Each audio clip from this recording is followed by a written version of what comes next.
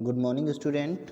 आज हम अपने चैप्टर नंबर 1 जो केमिस्ट्री का मैटर इन आवर सराउंडिंग है, इसका एनसीईआरटी के क्वेश्चन करने जा रहे हैं जो एनसीईआरटी बुक पे पेज नंबर 3 पे दिए गए हैं। इन्हें आप ध्यान से देखेंगे। इसमें कुछ डेफिनेशन हैं जो मैंने लिखवा रखी हैं, आपको उन्हें बार बार कॉपी पे नोट डाउन नहीं करना है, लेकिन जो क्वेश्चन मैंने नहीं कराए हैं, जो नोट्स में नहीं आए हैं, वो क्वेश्चन आपको करने हैं। और आप लोग अपना ध्यान रखिए, घर पे रहिए और अपनी पढ़ाई को कंटिन्यूस चलाते रहिए। इसलिए मैं आपको ये वीडियो भेज रहा हूँ। जैसे ही हमारा टाइम टेबल आएगा आपको फॉरवर्ड कर दिया जाएगा और हम लोग गूगल मीट पे मिलेंगे। तो देखते हैं। सबसे पहले आप अपनी गूगल मीट पे कोई भी प्रॉब्लम पूछ सकते हैं, इसलिए हम लोग गूगल मीट लाने की कोशिश कर रहे हैं। चलिए हम लोग करते हैं इस क्वेश्चन को। सबसे पहले क्वेश्चन नंबर 1। क्वेश्चन नंबर 1 है which of the following are matter. इनमें से ये बताना है मैटर क्या है। भाई सबसे पहले हमें पता होना चाहिए मैटर क्या होता है। तो मैटर की हमें 3 प्रॉपर्टी मालूम है। पहला, इसमें मास होता है। दूसरा, ये ऑक्यूपाई करता है स्पेस को, मतलब वॉल्यूम होता है। और तीसरा, इसे हम फील कर सकते हैं। अब इसे देखो, आप क्या क्या फील नहीं कर सकते हो। चेयर को फील कर लोगे, एयर को फील कर लोगे, लव फीलिंग नहीं होती, स्मेल फील कर लोगे, हेट फीलिंग नहीं होती, एलमंड देख सकते हो मास होता है, थॉट में कोई मास नहीं होता, कोल्ड महसूस कर सकते हो, ये मैटर है, कोल्ड ड्रिंक मैटर है, स्मेल ऑफ परफ्यूम मैटर है। तो इसमें हमने देखा कि हेट और लव, ये जो दोनों हैं ये मैटर नहीं है, बाकी दोनों ही मैटर हैं। इसमें लिखता है, कहता है chair and smell, almond, cold drink, smell, perfume are the matter, occupy have space and have mass. It should be noted smell is matter because it is due to the presence of some volatile substance. कुछ substance उड़ा है इसलिए इसमें in air which occupy space have मास, मतलब उसने air में कोई ना कोई स्पेस लेती है, इसलिए वो मास है। अब दो चीज़ें इसमें, लव और हेट जो है वो मास नहीं है। क्वेश्चन नंबर 2 कह रहा है give the reason of the following observation. ये जो ऑब्जर्वेशन है इसका आंसर दो। सबसे पहला, the smell of sizzling food reaches several meters away, but to get smell from cold food you have go close. मतलब गर्म खाना हो तो उसकी महक बहुत दूर तक जाती है, ठंडे खाने की महक दूर तक क्यों नहीं जाती।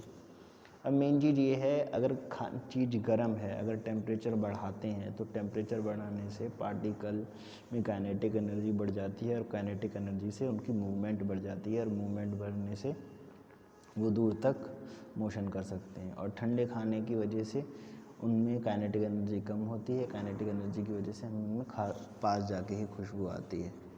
और गर्म चीज़ जो होते हैं उसके पार्टिकल अच्छे से गैसेस में डिफ्यूज़ हो जाते हैं। देख लेते हैं। The smell of food reaches us process of diffusion of gases. Diffusion मतलब एक दूसरे में इंटरमिक्स होना। The rate of diffusion of hot gases into air is faster than the cold gases, मतलब गर्म हवाएं जल्दी मिल जाती हैं ठंडी की अपेक्षा। The smell of hot sizzling food reaches us hot quickly even when they are several meters away, because यहाँ से आंसर है the rate of diffusion of hot gases is much faster the rate of diffusion of cold gases by the cold food. मतलब ठंडी चीज़ों में diffusion धीरे होता है, गर्म चीज़ों में डिफ्यूज़न जल्दी। तो गैसेज में जो डिफ्यूज़न होता है गर्म खाने की वजह से वो जल्दी होता है, इसलिए उसकी खुशबू दूर तक हमारे पास आ पाती है। थर्ड क्वेश्चन कह रहा है एक diver is able to cut through a water in swimming pool, which property of matter does the observation show. एक जंप करने वाला डाइवर है, वो कूदता है स्विमिंग पूल में और पानी को काट देता है। ये पानी मैटर की कौन सी प्रॉपर्टी को शो करता है? भाई हम जानते हैं कि स्विमिंग पूल में जो व्यक्ति कूदा है उसने पानी को काटा है, तो पानी अलग हो गया है। तो पानी के बीच में जो इंटरमॉलिक्यूलर फोर्स ऑफ अट्रैक्शन होता है पार्टिकल के बीच में जो अट्रैक्शन फोर्स होता है वो वीक होता है, इसलिए वो पानी को काट रहा है। किससे वीक होता है? सॉलिड से वीक होता है और गैसेस से स्ट्रांग होता है, लेकिन वीक होता है। अगर पूछे वो आगे बढ़ता है, पीछे पानी जुड़ता रहता है, इससे पता लगता है फोर्स ऑफ अट्रैक्शन होता है। आप देखिए क्या कह रहा है, water is a liquid form of matter, liquid form है, ठीक है। Observation that driver able to cut through a swimming pool through there is a quite strong force of attraction between the particle is liquid which hold them together but the force is not strong enough, मतलब इतना strong force नहीं है, यहाँ से answer है enough to hold the particle of the liquid in fixed position, कि उसे fix करके रखा जाए, क्योंकि लिक्विड के पार्टिकल तो कंटेनर का शेप ले लेते हैं तो उनका फोर्स बहुत ज़्यादा स्ट्रॉन्ग नहीं होता. So by applying somewhat greater force a diver is able to overcome the force of attraction present among the particle of water and has they cut a water in swimming pool. तो थोड़ा सा ही force लगाता है, थोड़ा सा ज़्यादा force लगाने से ही वो डाइवर जो है पानी को कट कर सकता है. आइए क्वेश्चन नंबर 4 देखते हैं.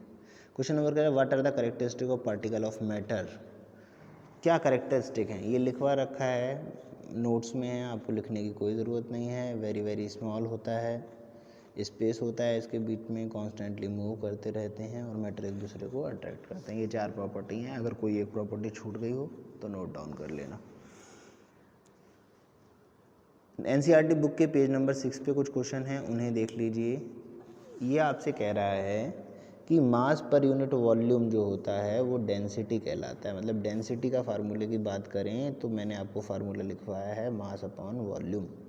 तो कह रहा है ये जो चीज़ें हैं, एयर, एग्जॉस्ट फ्रॉम चिमनी है, Honey, water, chalk, cotton, iron, इनको इंक्रीजिंग डेंसिटी के ऑर्डर में लगाओ. तो सबसे कम डेंसिटी किसकी होगी, किसके मॉलिक्यूल दूर दूर होंगे. मास पर यूनिट वॉल्यूम किसका कम होगा, जिसका मास पर यूनिट वॉल्यूम कम होगा उसकी डेंसिटी भी कम होगी, क्योंकि डेंसिटी का फार्मूला ही मास पर यूनिट वॉल्यूम है. तो एयर सबसे ज़्यादा हल्की होती है और चिमनी से जो गैस निकलती है वो उससे भारी होती हैं. कॉटन उससे भारी होती है, वाटर उससे भारी होता है, वाटर से भारी हनी होता है, हनी से भारी चॉक होता है और सबसे भारी आयरन होता है. ये डेंसिटी का इंक्रीजिंग ऑर्डर है. रीज़न ये है कि इनके पार्टिकल कितने पास हैं, कितने डेंस हैं, ये आप लोग देख लोगे. एक दो का रीज़न मैं बता देता हूँ. जैसे हनी की बात कर रहे हैं, honey is a thick liquid very closely packed and heavy particle, मतलब पार्टिकल कितने पास पास हैं इसलिए थिक है. So density of honey is higher than that of water, इसलिए हनी की डेंसिटी वाटर से ज़्यादा है. तो इसी तरीके से हमें बात करनी है और अपने क्वेश्चनों को करते जाना है. आयरन के बारे में पढ़ लीजिए. कह रहा है iron is highly compact solid, मतलब बहुत पास पास होते हैं उसके particle, are very very closely packed due to which density is much higher than that of chalk, तो उसकी डेंसिटी चॉक से भी ज़्यादा है. अब ये सॉलिड, लिक्विड और गैस में अंतर पूछ रहा है इन चीज़ों के बेसिस पे. एक क्वेश्चन है, देखिए क्या कहता है. Tablet the difference in characteristic of 3 state of matter. ये मैंने आपको नोट्स में सॉलिड, लिक्विड, गैस तीनों स्टेट बताई हैं और उनका चार्ट बनवाया है, तो ये आपको बनाने की कोई ज़रूरत नहीं है. सॉलिड के फिक्स शेप होता है, फिक्स्ड वॉल्यूम होता है. लिक्विड का फिक्स्ड वॉल्यूम होता है लेकिन शेप फिक्स नहीं होता है. गैसेस का ना ही वॉल्यूम फिक्स होता है ना ही शेप होता है. सॉलिड कंप्रेस नहीं किए जाते, लिक्विड भी कंप्रेस नहीं किए जाते, लेकिन गैस काफ़ी हद तक कंप्रेस हो जाती है. सॉलिड की डेंसिटी जो होती है वो बहुत ज़्यादा हाई होती है, लिक्विड की मॉडरेट से हाई डेंसिटी होती है और गैसेस की डेंसिटी बहुत ज़्यादा लो होती है. इसके पार्टिकल बहुत ज़्यादा दूर दूर रहते हैं. सॉलिड अपने कंटेनर को कम्प्लीटली फिल नहीं करते, लिक्विड भी अपने कंटेनर को कम्प्लीटली फिल नहीं करते, लेकिन गैसियस अपने कंटेनर को कम्प्लीटली फिल करता है. सॉलिड फ्लो नहीं होता क्योंकि ये रिजिड होते हैं. लिक्विड जनरली ईजिली फ्लो हो जाते हैं और गैसियस भी ईजिली फ्लो हो जाते हैं. ये क्वेश्चन आपका हो जाएगा. सेकंड क्वेश्चन इसमें आता है रिजिडिटी, कंप्रेसिबिलिटी, फ्लूइडिटी. इनको filling of gas container, shape, kinetic energy और डेंसिटी, इन 3 चीज़ों को डिफ़ाइन करना है. चलिए इनको हम डिफ़ाइन करते हैं. रिजिडिटी क्या होती है, कोई चीज़ कितनी रिजिड है, मतलब अपने कितनी अनफ्लेक्सिबल है, कितना वो नहीं चाहती है कि उसका शेप और साइज चेंज हो पाए. जैसे अगर मैं बात करूँ इसकी, तो मैं कहूँ रिजिडिटी, तो रिजिडिटी प्रॉपर्टी है सॉलिड की जो चेंज को रेजिस्ट करती है जब उससे पे बाहर से आउटसाइड से कोई फोर्स आप लगाते हो. रिजिडिटी का मतलब स्टिफनेस भी होता है. यहाँ तक आप इसे लिखेंगे, इसके आगे लिखने की ज़रूरत नहीं है. जो भी चीज़ रिजिड होगी वो सॉलिड होगी, उसके पार्टिकल बहुत पास पास होंगे. अगला टॉपिक, अगला हमारा हेडिंग है कंप्रेसिबिलिटी. कंप्रेसिबिलिटी किसे कहते हैं, कंप्रेसिबिलिटी प्रॉपर्टी होती है फ्लूइड की जिसके कारण उसका वॉल्यूम जो है वो डिक्रीज़ हो जाता है जब उस पर प्रेशर अप्लाइड किया जाता है, कि कोई चीज़ कितना कंप्रेस हो रही है. When we pressurized on anything then how much the shape is change. How much the volume is decrease, shape नहीं वॉल्यूम बोलेंगे। अब फ्लूइडिटी की बात करते हैं, कोई चीज़ कितना फ्लो करती है, property of flowing easily is called fluidity. कौन कौन फ्लो करते हैं, गैस और लिक्विड ही फ्लो करते हैं, इनके अलावा सॉलिड कोई फ्लो नहीं करते। इनका रीज़न क्या होता है, क्योंकि इनके बीच के जो पार्टिकल होते हैं इनके बीच में फोर्स जो होता है वो बहुत ज़्यादा वीक होता है। और तो जो लिक्विड होता है वो थोड़ा कम फ्लूइड होता है, लेकिन गैस जो होते हैं वो हाईली फ्लूइड होते हैं, जिनका जितना कम स्पेस उतना ज़्यादा फ्लूइड।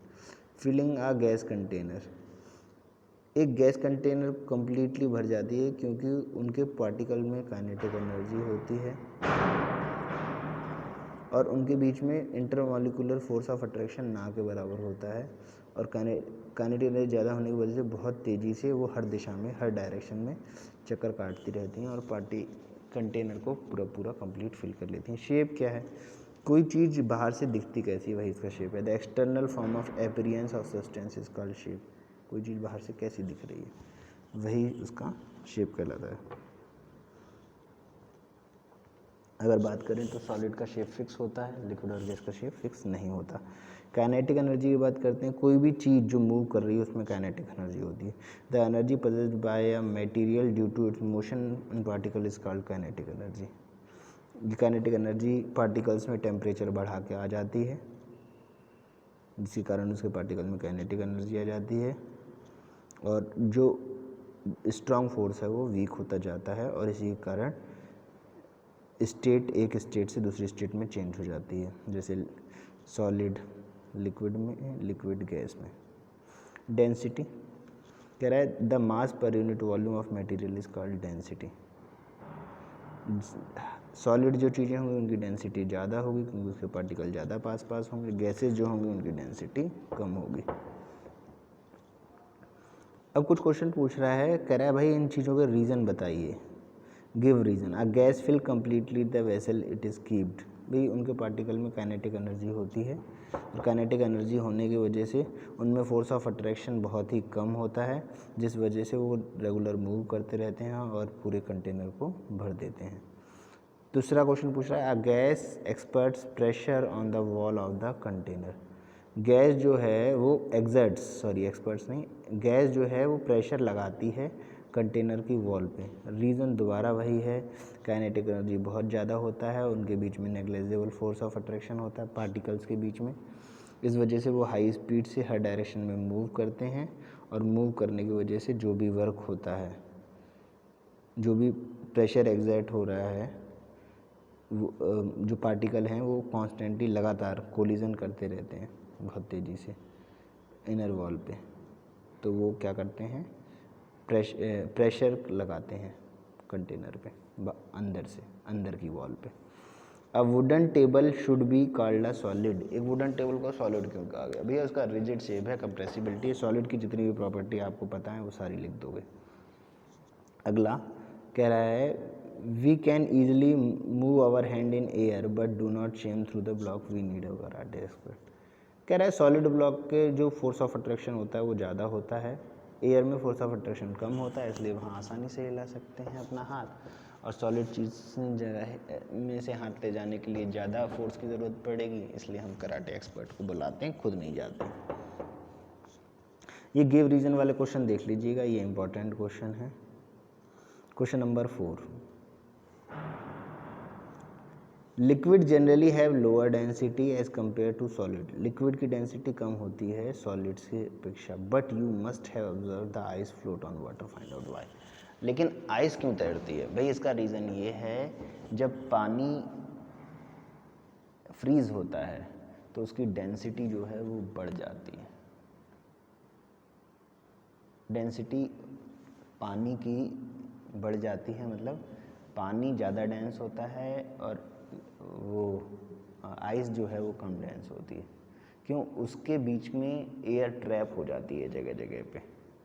जब भी आइस को हम फ्रीज करते हैं तो उसके बीच में बहुत सारी खाली जगह क्रिएट हो जाती है, जिस वजह से वो एक केज लाइक स्ट्रक्चर बना लेती है, जिससे कुछ खाली स्पेस होने की वजह से ओवरऑल जो वॉल्यूम है वो ज़्यादा हो जाता है और इस वजह से डेंसिटी कम हो जाती है।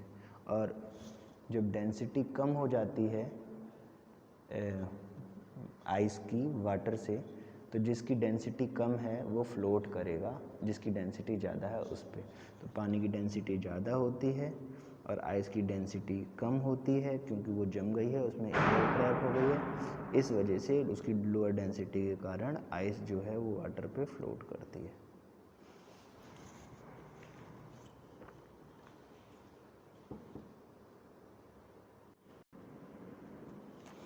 एनसीईआरटी बुक पे पेज नंबर 9 पे कुछ क्वेश्चन हैं, उन्हें देखिए। पहला क्वेश्चन है convert the temperature on to Celsius scale. Celsius scale में बदलना है 300 डिग्री केल्विन को, तो सेल्सियस स्केल का फार्मूला हमें मालूम होना चाहिए। क्या है? डिग्री सेल्सियस बराबर केल्विन प्लस 100 प्लस 273। तो ये कह रहा है 300 केल्विन कितना होगा, तो 100 is equal to 300 is equal to degree Celsius, Kelvin की जगह 300 लगाना है, सॉरी दोबारा देखिए। केल्विन इज इक्वल टू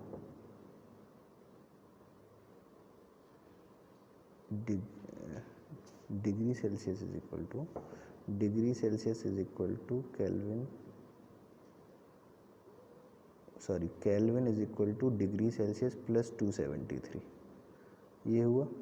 तो केल्विन में आपको टेम्परेचर पता होना चाहिए, तो केल्विन में आपको कितना मालूम है टेम्परेचर? 300 मालूम है। डिग्री सेल्सियस में निकालना है प्लस 273, तो डिग्री सेल्सियस में क्या आएगा टेम्परेचर? 300 माइनस 273, देख लीजिए आंसर। जो आप इसे सॉल्व करेंगे तो आपका 27 डिग्री सेल्सियस आ जाएगा।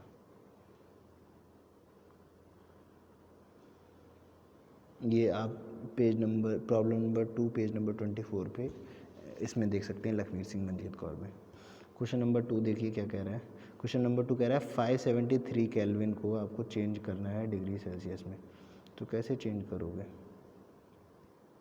देख लो, रिलेशन हमें मालूम है, केल्विन बराबर डिग्री सेल्सियस प्लस 273। फिर से केल्विन की जगह 573 रख दो, 273 इधर आएगा माइनस का हो जाएगा, बराबर डिग्री सेल्सियस। जब माइनस करोगे तो 573 300 डिग्री सेल्सियस आंसर आ जाएगा आपका। अगला क्वेश्चन कह रहा है what is the physical state of water at. पानी की फिजिकल स्टेट क्या होगी इतने टेम्परेचर पे? 250 डिग्री, 100 डिग्री सेंटीग्रेड पे उबलने लगता है, तो उससे ज़्यादा भी टेम्परेचर है तो क्या बुस-आइंस्टीन कंडेंसेट थोड़ी ना बन जाएगा, गैसियस स्टेट ही रहेगी। अगला कह रहा है 100 डिग्री सेल्सियस पे, 100 डिग्री सेल्सियस में दोनों रहेगा, पानी जो होता है वो बनना शुरू होता है भाप, तो जो पानी उबल रहा होगा वो तो बॉयल कर रहा होगा और बाकी जो पानी होगा वो गैसियस स्टेट में चेंज होगा धीरे धीरे। क्वेश्चन नंबर 3 बोलता है for any substance why does the temperature remain constant during the change of state. कोई भी सब्सटेंस है जब उसका टेम्परेचर कांस्टेंट रहता है और स्टेट चेंज हो जाती है, ऐसा क्यों होता है? मतलब स्टेट चेंज हो जाती है और टेम्परेचर कांस्टेंट रहता है, इसका कारण आपको बताया गया था लेटेंट हीट। तो आप लिख देंगे जब हीट सप्लाई होती है तो उनके बीच में जो इंटरमॉलिक्यूलर फोर्स ऑफ अट्रैक्शन होता है उसको ब्रेक करने का काम आता है। जैसे सॉलिड लिक्विड बन जाता है, फिर लिक्विड से और दूर दूर होते हैं पार्टिकल, वो गैस बन जाते हैं, तो जो इसका रीज़न है वो लेटेंट हीट होती है।